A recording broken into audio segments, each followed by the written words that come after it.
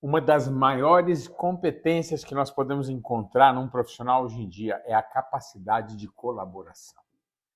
É a capacidade de trabalhar com outros, contribuir para o desempenho de outros e conseguir que outros contribuam para o seu próprio desempenho. Se você tem essa característica, você tem ouro. Algumas pessoas, no entanto, substituem a colaboração por competição. Entendem que precisamos ser competitivos e que a competição interna faça sentido para o crescimento na carreira. Isto não é verdade, isto é um grande engano. A gente compete com o inimigo comum, não com o parceiro, com o amigo da empresa. Então, nós temos concorrentes no mercado. Contra esses nós vamos competir, mas internamente nós precisamos colaborar. Johannes, e quando eu tenho uma posição que eu almejo, mas o meu colega também almeja uma posição? Furar o olho do seu colega não vai ajudar você a ser uma pessoa bem-sucedida. Você ainda assim precisa colaborar. A organização vai perceber que aquela pessoa que é capaz de construir valor com outras pessoas é o tipo de gente que ela quer ter na sua liderança. Então, considere ser um colaborador ao invés de um competidor interno. Eu queria tratar detalhes sobre esse processo de quais são algumas das características de uma situação, de uma competição interna e colaboração. Vamos falar primeiro características de uma situação de competição interna. Algumas dessas características são: o comportamento é dirigido para realizações pessoais. Então, ao invés de eu pensar no coletivo, eu penso em realização pessoal. Numa situação de competição interna, muitas vezes o indivíduo não se expõe o suficiente. Escuta, escuta, escuta e pouco contribui. Não traz opiniões, não traz suas percepções. E quando o faz de maneira impositiva, forçando sua própria opinião ou forçando sua própria percepção.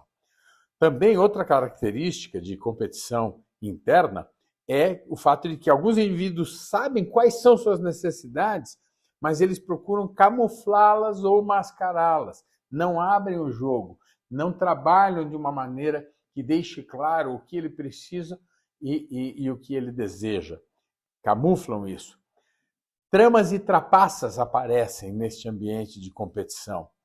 Imprevisibilidade, estratégias confusas que utilizam o elemento surpresa é outro fator de uma pessoa que não trabalha em colaboração. Eu me recordo de uma gerente que trabalhou num dos meus departamentos e que nós tínhamos que trabalhar para ajudá-la, porque ela vivia tentando surpreender os demais colegas e todo o departamento, trabalhando em alguma coisa, em alguma ideia sozinha, e chegava numa reunião, ali ia fazer uma apresentação e ela e tentava trazer o projeto como se fosse uma grande surpresa, esperando que as pessoas aplaudissem e dissessem: nossa, como você é brilhante. Quando, na verdade, as pessoas olhavam e pensavam: por que ela não falou isso com ninguém? Nossa, eu poderia ter ajudado, fulano poderia ter contribuído, e assim por diante, e envolvendo muito mais pessoas. Mas não, ela procurava atuar no silêncio, para tentar surpreender, de novo, focada muito em si mesmo.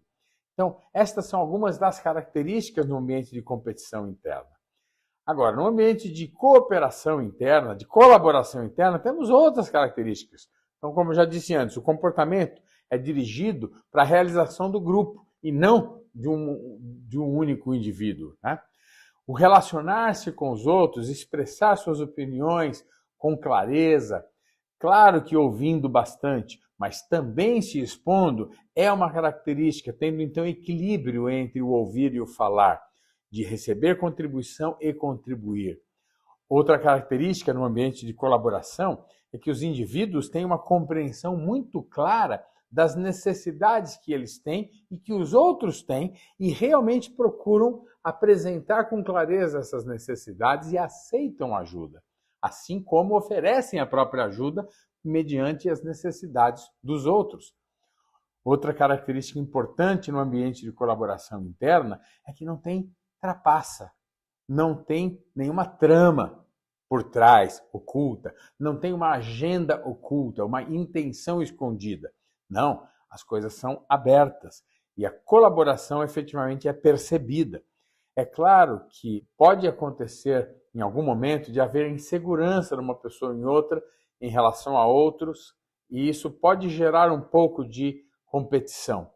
Mas, se você percebe a necessidade de ser uma pessoa colaborativa e cria um ambiente aberto para a colaboração, você vai efetivamente ajudar a empresa a ter esse ambiente de uma maneira coletiva, e isto aumenta as competências, a força do grupo, a força do time, e é isso que as empresas procuram nas pessoas.